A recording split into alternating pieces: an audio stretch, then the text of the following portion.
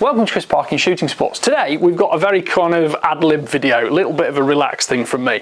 I've kind of wanted to talk about crackers from 2.2 rimfire rifles for quite a while, and I get the odd question here and there about velocities and ammunition types and barrel length and this, that and the other, but I actually got this morning a very pertinent question which kind of draws me exactly to the point, and it's from a chap called Neil Gould. So Neil, if you're out there, thank you for sending a question in. You've actually sent it in via Facebook, but you know, if you'd have sent it in via YouTube, you'd have probably got a faster response. Hi Chris, I've watched several of your videos recently and I bought a CZ457 LRP. I wasn't expecting it to shoot Illy March or R50 and a light with a muzzle crack every shot. I expected them to be subsonic. Did you find the same with your CZ457 LRP? My CZ452 Varmint has the same length barrel and doesn't make the same ammo crack. All the best, Neil. Right, couple of factors in that. Number one, the older Varmint and the new LRP, the LRP has a matched chamber, slightly tighter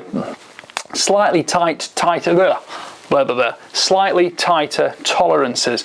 There could be a factor that, you know, with the bullet and a matched chamber, it might be engaging the rifling without quite as much kind of free movement as the powder goes off. It can actually just fractionally, perhaps, you know, increase muzzle velocities. But aside from that, essentially you've got similar for similar. And I don't know, you didn't state your barrel length was exactly the same, but barrel length will have a difference. Most rimfires are between 16 and 20 inch barrel. You do get a bit of difference, but the critical thing that not everybody realises, and maybe not everybody knows about, because it's nice to have a chronograph and things like that to actually test the muzzle velocity from your own rifle.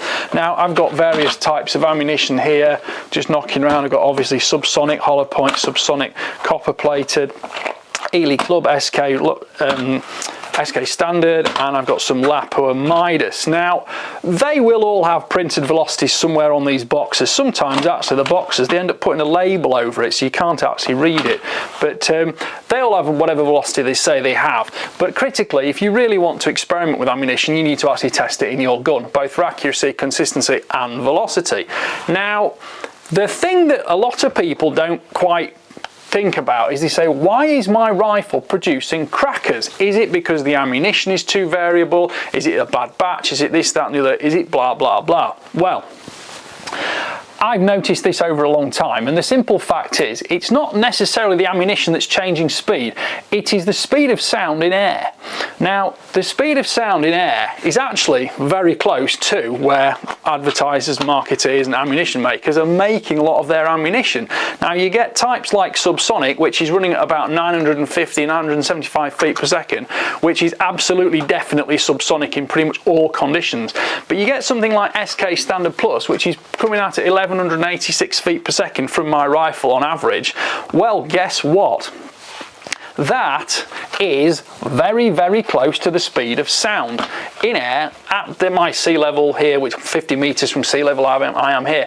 Now, altitude, pressure do make small effects on the speed of sound in air, but nothing like as much as temperature. And of course, those three factors are slightly interrelated, but temperature is critical. And I have written down on my cheat board some of the key values. Now, some of my American viewers might not like the fact I'm talking in Celsius. Some of my English viewers, well, most of my English viewers will be happy with feet per second, as will the Americans, but some of the Europeans won't like the fact I'm quoting muzzle velocities in feet per second, not meters per second, because most of these ammunition makers quote in meters per second. And of course, you know, 330 meters per second, 350, 345, whatever you are, yes, you can convert them, you can do all your conversions easily. But critically, 1 meter per second, approximately 3 feet per second, that can be actually quite a big difference. So if you just, you know, crunch in numbers, blah blah blah. Let me get back to the point. So my point is, we're going to talk about air temperature in Celsius, we're going to talk about muzzle velocity in feet per second, or in fact the speed of sound in feet per second. Now, I will put a link on the video that will allow you to put some data in yourself to just a site I found by Googling something, because remember this, people, Googling can often, if you learn to assimilate data and, you know, actually look at the pros and cons of what it's presenting, can be very useful to you. But anyway, so speed of sound in air at sea level -5 degrees Celsius is 1076.71 feet per second. Now at 25 degrees air temperature, which is not that common in the UK, that would go up to 1135.35 feet per second.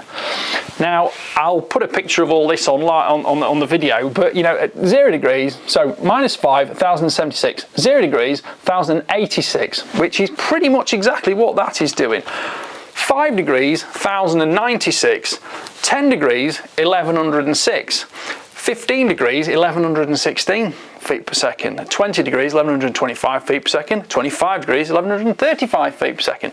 So essentially you can see the speed of sound is effectively changing. Now you imagine that most of the time that ammunition is going to be producing a reasonably consistent velocity. Now of course different ammunition will produce better or worse velocities. Something sort of, you know, entry level bulk rimfire ammo for hunting, you'll be lucky maybe 35, 40 even 50 feet per second muzzle velocity consistency from that.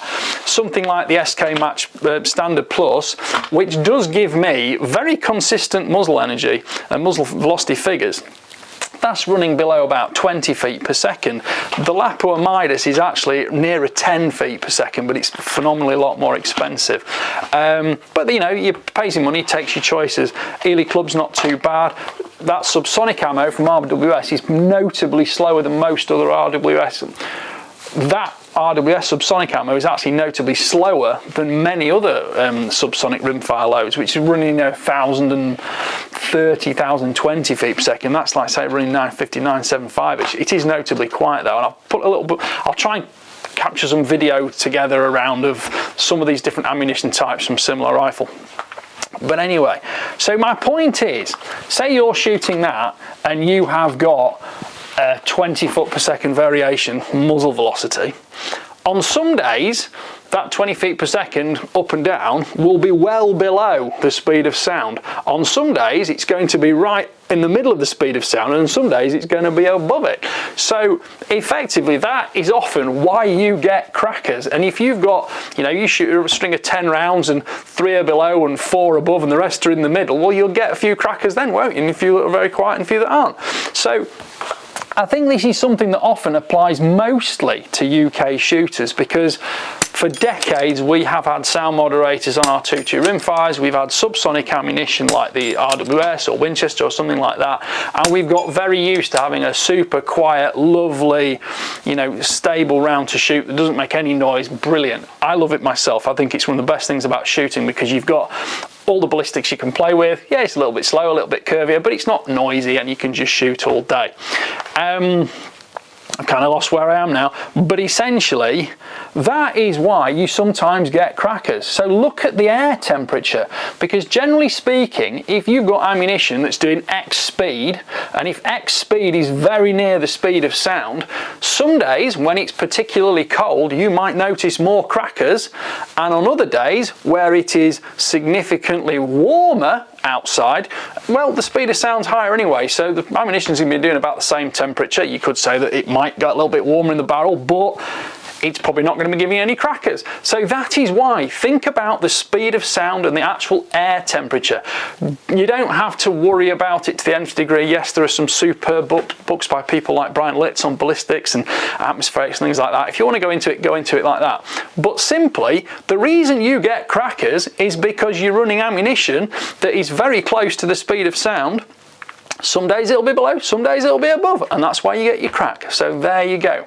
Now, thinking about club shooters specifically, you're often shooting indoors. You don't generally need rimfire, silencers, sound suppressors, moderators, whatever. So you kind of get used to not having that differential sound between the muzzle blast from the gun and the actual supersonic crack of the bullet.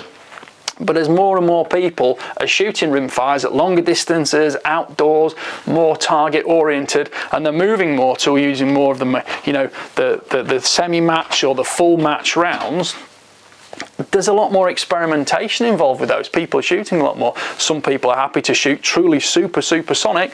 Other people want to stay with the kind of standard match ammunition or indoor club ammunition, which is actually very close to speed of sound, and that is why. Anyway, I'm rambling today, aren't I? Because it's just after Christmas. I'm just trying to get myself back in the mood. But there are all sorts of ballistic tools around, but you can just look at the weather forecast or have a good old-fashioned thermometer. And if you look at something that will tell you the air temperature, it might answer as to why you went shooting today. You've come home, well, why was my gun cracking? Well, that is why. Right.